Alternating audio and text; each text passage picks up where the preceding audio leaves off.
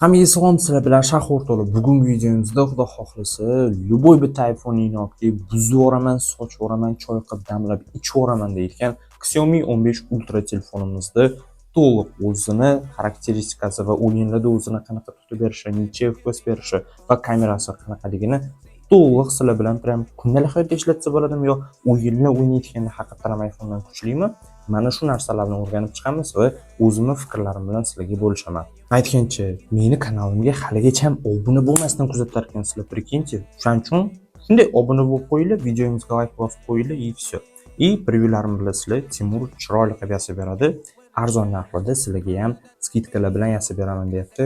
Telegram kanalini shunday opsiyada qoldirdim, ekraningizda ham chiqardim. O'tsanglar chiroyli qilib mendagi previewlarni yasab beradi. Kellar har doimgidek birinchi bo'lib telefonimizni xarakteristikasi bilan tanishib chiqamiz. Telefonimizning displeyi AMOLED 673 dyum. Displeyimiz 120 Hz ni bemalol podдержка qiladi va отпечатка tizimi ham displeyimizni o'ziga joylashtirilgan. Yozda, ya'ni yorug' kunlarda telefonimizni ishlatayotganingizda displeyimiz 3200 nitgacha ko'tarila oladi. Dizayni ham o'zgacha, kimgadir yoqadi, kimgadir yoqmaydi. Shaxsan o'zimga noodatiy dizaynligi uchun anchagina yoqdi. Telefonimizda naqd 5 ta kamerasi bor va 200 megapikselda tasvirga ola oladi. Va bu telefonimizda 8 ga 30 ta kadrda video tasvirga ham ola olasizlar. Просто! Серьезно? Hamda bu telefonimizda ham RAW formatda video tasvirga ola olasizlar. Bu format bizga o'zi nimaga kerak demoqchi bo'lsanglar, bu narsani ko'proq mobilograflar aktiv ravishda ishlatiladi.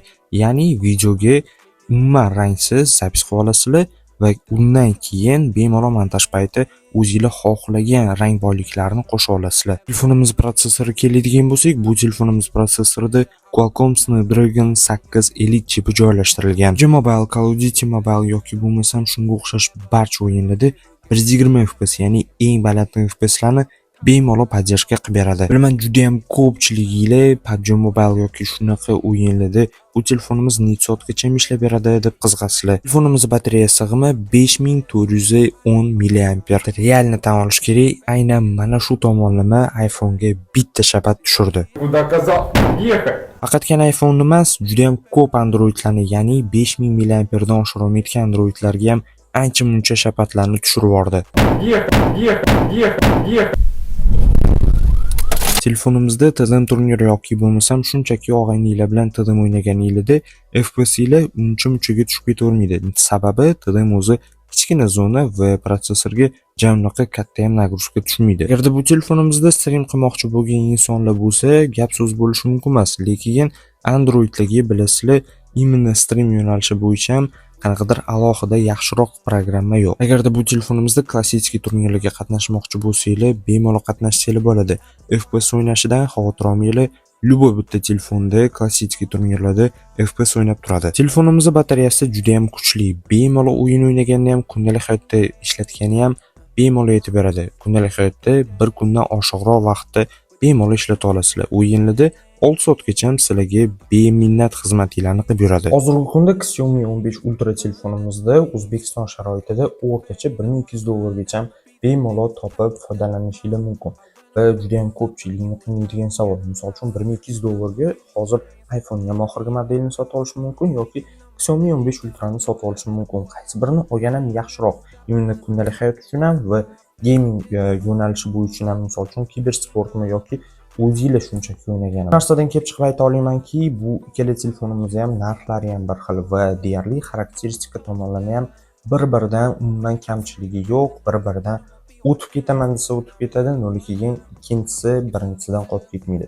Shuning uchun bu joyda o'zingizlarni shaxsiy va individual, misol uchun tanlovinglar va dizayn sevarliginglar yoki bo'lmasam o'zingizlarni didinglarga bog'liq. Kelli solishtiruvlarni bas qilamiz. Imенно Xiaomi 15 Ultra telefonimizda kibersport uchun tavsiya qilamanmi yo'qmi?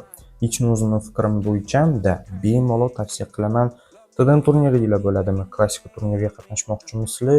Bemalol, agar sizlarni tanlovinglar Android bo'ladigan bo'lsa, imенно Xiaomi bo'ladigan bo'lsa, bemalol sizlarni xizmatlaringizni barcha, misol uchun ehtiyojinglarni qondirib bera oladi. Kibersportda, imенно klassik turnirlarda eng muhim narsalardan bittasi protsessor barqarorligi, kuchliligi. Protsessor kuchlimi?